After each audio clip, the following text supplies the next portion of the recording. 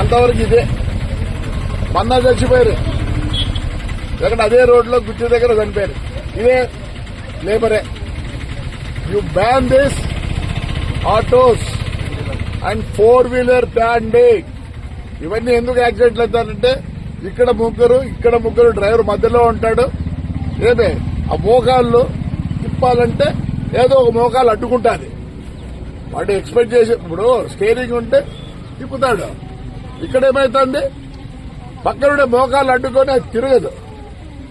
ఇట్లా అన్నప్పుడు సడన్ గా మోకాళ్ళు కొన్ని యాక్సిడెంట్లు అయితే 3-wheeler ని బ్యాన్ చేయండి.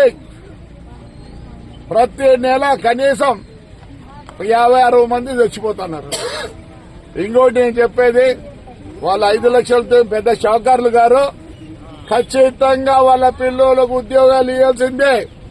అవి కూడా పర్మనెంట్ ఉద్యోగాలు చేయాల్సిందే.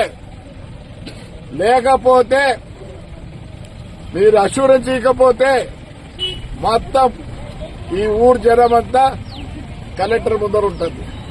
ఇప్పుడు ఎవరు వస్తున్నారు, మినిస్టర్ గారు వస్తున్నారు, కలెక్టర్ గారు వస్తున్నారు. దయచేసి మీ 5 లక్షలు ఏమి చేయదు వాళ్ళకి.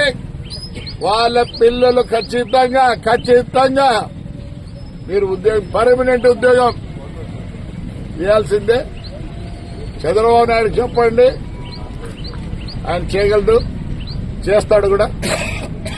రేపు స్పందనలో నేను రిప్రజెంట్ చేస్తాను దీని గురించి.